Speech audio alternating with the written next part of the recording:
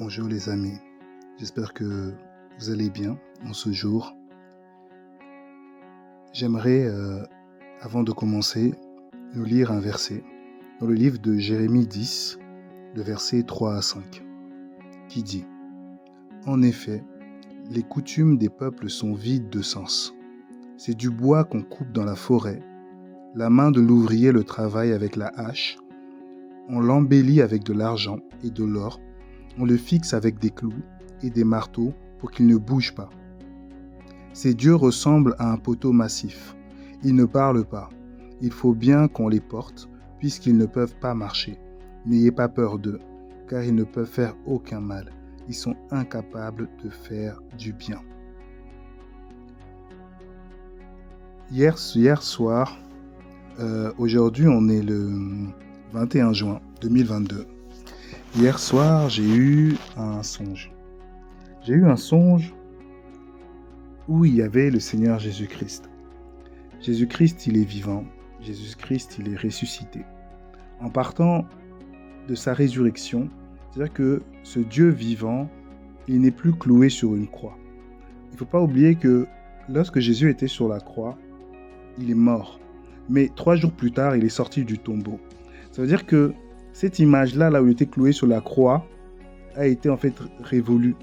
Et aujourd'hui, on ne voit plus Jésus-Christ ressuscité, on prie Jésus-Christ le ressuscité. Il dira dans Apocalypse 1, « J'ai été mort, mais maintenant je suis vivant. » Et je parle de ce Jésus-Christ qui est vivant.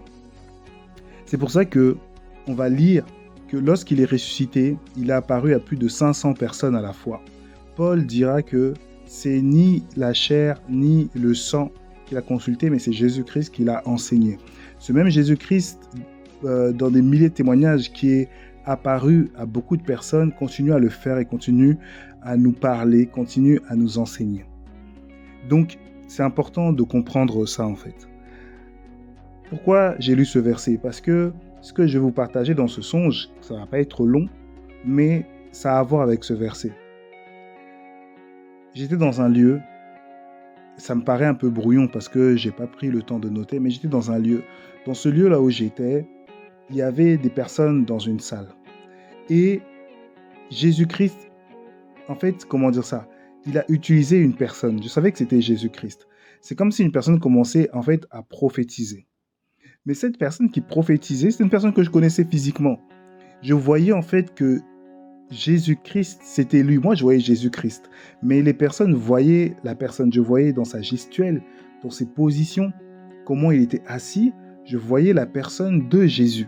Je ne voyais pas la personne, en fait. Et avant ça, en fait, comment ça s'est fait dans ce songe ? C'est qu'au début, je sentais que Jésus-Christ, il voulait parler par moi. Mais j'émettais un peu de résistance. Après, je vois qu'il a commencé à utiliser une personne et cette personne s'est complètement laissée envahir par le Seigneur. Mais à 100%, c'est-à-dire que cette personne avait laissé son intelligence, avait laissé sa capacité et ça veut dire que ce n'était plus la personne qui vivait, mais c'était Christ en elle en fait. Maintenant, cette personne, dans sa manière de s'asseoir, elle a commencé à lever, a commencé à parler. Maintenant, quand elle commençait à parler, elle prêchait et il y avait du monde devant. Et cette personne commençait à prêcher, elle parlait de l'idolâtrie. Cette idolâtrie-là, ce n'était pas l'idolâtrie du cœur. Parce qu'il y a aussi l'idolâtrie du cœur. C'est-à-dire qu'on peut aimer une chose, à partir de là où une chose prend la place de Dieu, ou qu'on aime une chose plus que Dieu. C'est là où on rentre dans cet aspect d'idolâtrie de cœur. Mais cette personne-là, en fait, elle était... En gros, quand il parlait surtout à ceux qui se disent souvent catholiques, romains, l'église romaine, orthodoxes, tous ceux qui se prosternent devant des objets, tous ceux qui se prosternent devant des statues. Et Jésus leur disait, vous ne me connaissez pas. Vous ne me connaissez pas. Je ne vous connais pas. Ce que vous faites, ce n'est pas moi. Et plus il parlait, plus les gens quittaient la salle. J'étais choqué en disant, mais même quand Jésus parle, les gens ils partent. Mais ils ne voyaient pas que c'est le Seigneur qui leur parle directement. Les gens étaient vexés, les gens étaient blessés, les gens étaient plus attachés aux traditions, attachés à ce qu'ils avaient appris, mais ils ne cherchaient pas à savoir ce que Dieu voulait réellement. Parce que la tradition, parce que les habitudes avait pris plus d'ampleur, plus de croyance en ce que Dieu lui-même disait. On sait que dans les écrits, comme on vient de lire, Jérémie, c'est l'un parmi beaucoup d'autres qui sont venus dénoncer en fait cette pratique-là.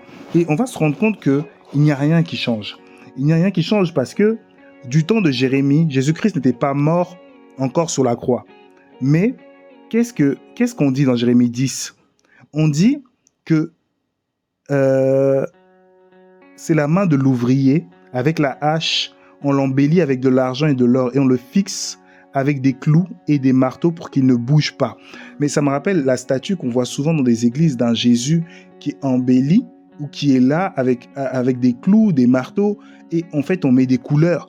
La personne qui met ça, elle n'est même pas chrétienne. Quelqu'un va dans une forêt, la personne elle prend du bois, elle prend du plastique, elle forme un visage, elle colorie les yeux, elle met de la peinture et on dit voilà Dieu, je dois embrasser ses pieds, je dois faire une prière devant elle. Et en gros, le Seigneur dit que ces statues ne sont capables de rien faire. C'est comme si tu étais toi en face de moi, mais moi je préfère faire un dessin et je parle à ce dessin à ta place, alors que tu es vivant à côté de moi. C'est comme si je me foutais de toi. Tu vas me dire, mais le dessin, il est inanimé. Il est incapable de te répondre. En plus, il a été fait de main d'homme. Est-ce qu'un homme est capable de faire Dieu ? Est-ce qu'un homme est capable de reproduire quelque chose dans le ciel ? Dans Exode 20, on nous dit de ne pas faire les choses qui sont dans le ciel, ni sur la terre, ni sous la mer. Mais on a cette tendance-là. Et le Seigneur était fâché dans le songe, pour revenir à ça, face à ces personnes-là, en fait, qui usaient de cette idolâtrie-là. Ces personnes-là qui ont choisi délibérément de ne pas savoir ce que Dieu veut. Si c'est ton cas, interroge le Seigneur. Tu n'as même pas besoin même d'interroger le Seigneur, interroge même la Bible. Cherche même, tu vas voir que tous les prophètes de l'Ancienne Alliance cherchaient à combattre cette hérésie-là. Et n'oublie jamais que Satan aime introduire l'erreur. Satan, s'il a réussi à séduire Adam et Ève dans le jardin d'Éden, qui sommes-nous, nous, pour éviter à chaque fois tous ces pièges ? Il peut. Dans mon propre témoignage, avant de devenir, chrétien affirmé, j'ai pas voulu suivre simplement la tradition, pas mes parents, mais j'ai cherché Dieu. Dieu avec un D majuscule. J'ai cherché ni dans la chrétienté, ni dans l'islam, ni dans le bouddhisme. J'avais besoin de rencontrer Dieu, non pas des discours d'hommes. Je me souviens, j'avais peut-être 13 ans, j'ai été voir un prêtre. Je lui ai dit, mais pourquoi il y a des monstres sur l'église ? Pourquoi il y a des gargouilles ? Il dit, non, ils nous protègent. Je trouvais ça incohérent. Je cherchais dans la Bible, je lisais les Écritures, j'ai vu les témoins de Jéhovah, j'ai vu les catholiques, j'ai vu les musulmans, j'ai vu toutes sortes de doctrines, toutes sortes de noms, toutes sortes de religions. Mais j'ai trouvé un Dieu vivant en Christ. J'ai pas trouvé une religion. J'ai trouvé un Dieu vivant. Et c'est ce Dieu vivant qui dit, interpelle-les, dis-leur que je suis pas content. Je ne suis pas content de leurs actes parce que ils ne cherchent pas à me connaître moi ni à me voir moi, mais ils cherchent juste à satisfaire simplement leurs habitudes. Simplement ce qu'on leur a dit, mais cherchez, on dit celui qui cherche trouve, cherche la vérité et la vérité t'affranchira. Donc c'est mon conseil. Je ne viens pas avec de la prétention, je ne viens pas avec de l'orgueil, je viens simplement en toute humilité te dire Dieu te cherche.